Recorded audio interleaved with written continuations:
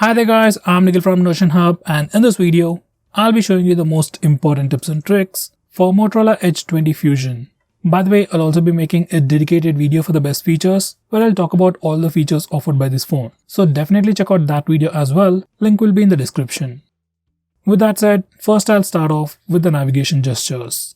Now this phone by default comes with a 3-button navigation bar, but we can change it to the navigation gestures. Once you enable it, you can swipe from the bottom of the screen to go home, swipe and hold for recent apps. To go back, you can swipe from the left side corner or the right corner to go back a step. To trigger Google Assistant, you can swipe from the bottom left corner or bottom right corner diagonally and it will trigger Google Assistant. Finally, we can also swipe left or right on the bottom bar to quickly switch between the recent applications. So these are the navigation gestures, they work really well and I would definitely recommend them over the regular 3-button navigation bar.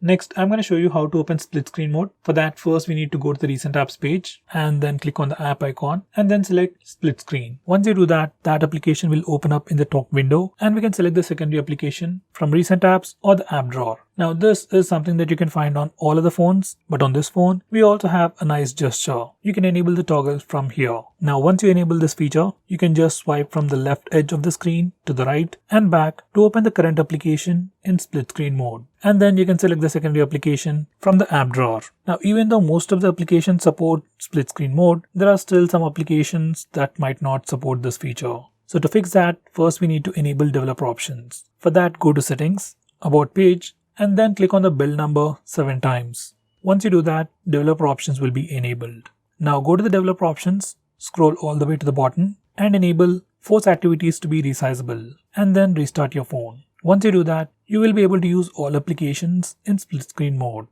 Next, I'm going to show you how to take screenshots. Now the default way is to use the buttons. Just long press the volume down button and the power button both at the same time to take a screenshot. On this phone, we also have the 3-finger screenshot gesture. So to use that, you just need to enable this toggle and once you're done, just touch and hold the screen with 3 fingers at the same time to take a screenshot. Once you get a screenshot, you'll see a preview and some extra options to edit the screenshot, share it, or even do a direct Google image search, which is a pretty cool feature.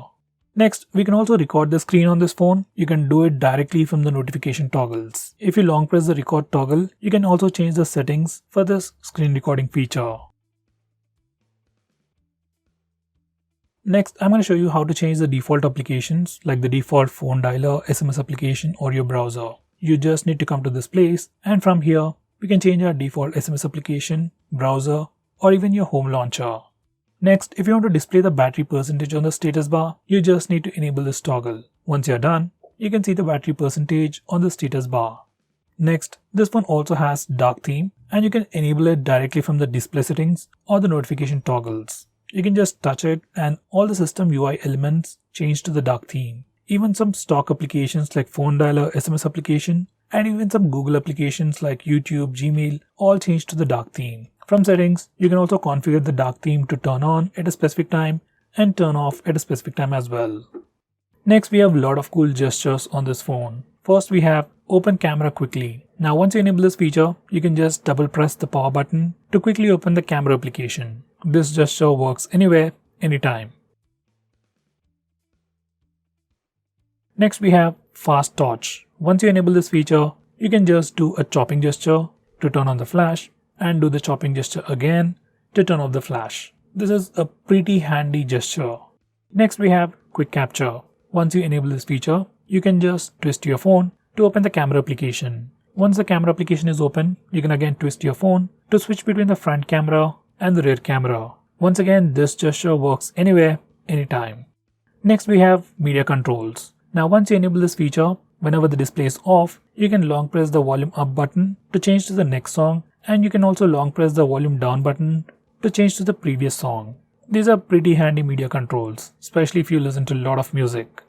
Next we have peak display. You can enable it directly from the display settings or the Moto app and once you enable this feature, whenever your phone is locked, if you get a notification, you get to see it on the display. From here you can have some brief information about your phone like the time, battery percentage, all the notifications and you can also interact with those notifications. Peak display is a pretty unique feature that you can find only on this phone and I would definitely recommend you to try it out.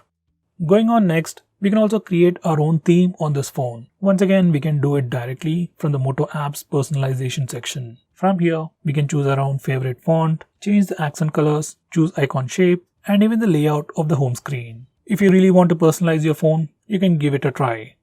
Next, we have game controls. Once again, you can enable this feature directly from the Moto app's games section. From here, you can add the list of games that are installed on your phone. Now, whenever you open any of these games from the list, you get a floating button on the left, and when you click it, it gives you a lot of game controls. Like you can block notifications, calls, take a screenshot, record the screen, or even open some applications in a floating window. So we can play the game while using some applications in this floating window. So guys, these are all the most important tips and tricks that you should know about your phone. If I missed out on anything important, do let me know by commenting below this video. With that said, this is Nikhil signing off. See you in my next video.